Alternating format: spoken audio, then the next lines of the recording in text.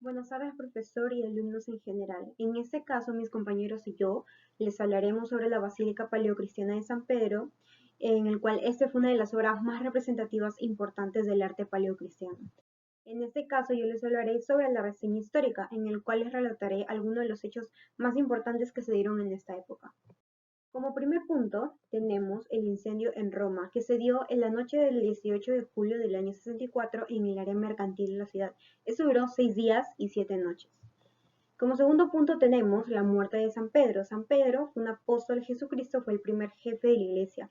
Este murió el 29 de junio del año 67, martirizado bajo el mandato de Nerón en la colina del Janículo. Como siguiente punto tenemos, en el año 250 se dio el edicto del emperador Decio. Este se le dio a conocer comúnmente como la primera persecución contra el cristianismo. Como siguiente punto tenemos, en el año 313 se dio el edicto de Milán, la que se le conoce como la libertad de cultos. Gracias a que el emperador Constantino I dio ese edicto, permitió a los cristianos ejercer su religión libremente. En la siguiente tenemos que entre los años 326 y 333 se dio la construcción de la basílica. Este se dice que se construyó sobre la tumba de San Pedro. En el siguiente año, en el 349, se concluyó la construcción de esta basílica. Este fue decorado con distintos estatuas, mobiliarios, entre otros. En el año 380, el emperador Teodosio nombra al cristianismo como la religión oficial del Imperio Romano. En el siguiente punto, en el año 411, se dio el donatismo, en el cual este fue un movimiento separador del cristianismo que fue iniciado por Donato. En el año 476 se dio la caída del Imperio Romano, cuando Odoacro destituyó al joven emperador Rómulo Augusto. En el año 800 se dio la coronación del emperador Carlomagno, y ese fue un suceso muy importante porque se dio en la misma catedral de San Pedro la noche del 25 de diciembre. En el año de 1452 se dio un plan de reconstrucción, ya que el Papa Nicolás V dio este anuncio, ya que la basílica se encontraba muy deteriorada. Y por último tenemos en el año de 1506 el fin de la basílica, cuando el Papa Julio II remodeló totalmente esta basílica, dejando así sin rastro alguno a la basílica dedicada a San Pedro. Ubicación. La antigua Basílica de San Pedro se ubicaba en Italia-Roma. Esta fue fundada en el siglo IV y ubicada en las colinas del Vaticano, al oeste del río Tíber, sobre una antigua necrópolis en Roma. La actual Basílica de San Pedro fue levantado en lugar de la antigua en el siglo XVI. Emplazamiento. La antigua basílica fue construida o ubicada sobre la tumba del apóstol San Pedro por órdenes del emperador Constantino, cerca del Circo de Nerón y en misma paralela a la basílica. El ábside se encontraba orientado hacia el oeste, ya que se aprovechaba la inclinación y la pendiente de la colina del Vaticano, a diferencia de otras que éstas las tenían hacia el este. El lugar fue elegido para la construcción de la basílica dedicada a San Pedro, pero esto trajo problemas burocráticos y técnicos, ya que era inclinado y acogía una necrópolis en uso. Continuamos con la organización espacial. En cuanto a la organización espacial, está compuesto por una entrada principal. Luego le sigue un atrio, en el cual en el centro de este mismo se encuentra una fuente. La zona del atrio está compuesto por un cuadripórtico, un conjunto de 4 pórticos, uno de ellos denominado nártex. Este nártex da paso a las naves, la cual está conformada por 5, una nave central y 4 laterales. Como podemos observar en la imagen inferior izquierdo, la nave central es más ancha y más alta que las naves laterales.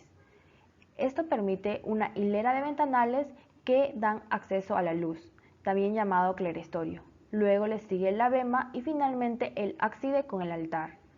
En cuanto a la circulación, podemos observar 3 tipos de espacios: un espacio público, semipúblico y uno privado. También cuenta con un recorrido principal y uno secundario. La planta de este edificio está en base a un eje de simetría y el recorrido se da en base a los puntos cardinales de este a oeste. Con respecto a las características formales, sabemos que la planta tenía unos 206 metros de largo y 64 metros de ancho. Además, sabemos que la basílica contenía una ábside semicircular en donde se encontraba el presbiterio. Además, sabemos que la basílica contenía dos grandes partes. La primera parte es donde se encontraban las naves. Habían 5 naves y se dividían 2 en cada lado y una central. En la central era más alta debido a que tenía el cleristerio. Medía unos 37.8 metros aproximadamente. Luego, la otra gran parte es el atrio. El atrio está conformado por 4 pórticos. Uno de esos pórticos se le llama nártex. Nártex es el pórtico que está ubicado entre el templo y el atrio. Con respecto a las características estilísticas, gracias a la donación de Constantino del taller de Rafael, se sabe que cada nave estaba separada por 21 columnas de mármol. Además, en esta pintura también se aprecia el altar que estaba rodeado por 4 columnas salomónicas. Además, en esta pintura se puede apreciar cómo el emperador Constantino estaba de rodillas mientras le ofrecía la ciudad de Roma al Papa. Además, también se sabe que en el cleristerio habían 11 ventanas en cada pared, en las cuales estaban reflejadas los frescos.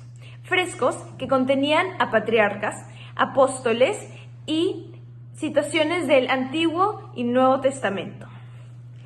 Con respecto a las puertas, se sabe que en la entrada principal habían 3 puertas y en el atrio contenía 5 puertas, las cuales...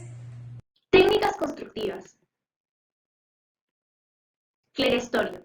Su iluminación natural se conseguía a partir de unos huecos en las paredes laterales de la nave central que sobresalen de las laterales. Arco de medio punto. El arco de la nave central trabaja como un arco de medio punto. Este era un símbolo de la puerta al cielo. Entablamentos. Cuenta con un arquitrabe, que es la parte inferior del entablamento, el cual se apoya directamente en la columna. Gruesos muros perimetrales.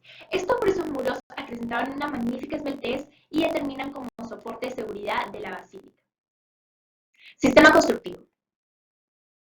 1. Columnas. La nave central y las naves laterales se separan por estas columnas con arquitrabe, mientras que las naves laterales se separan con arquerías.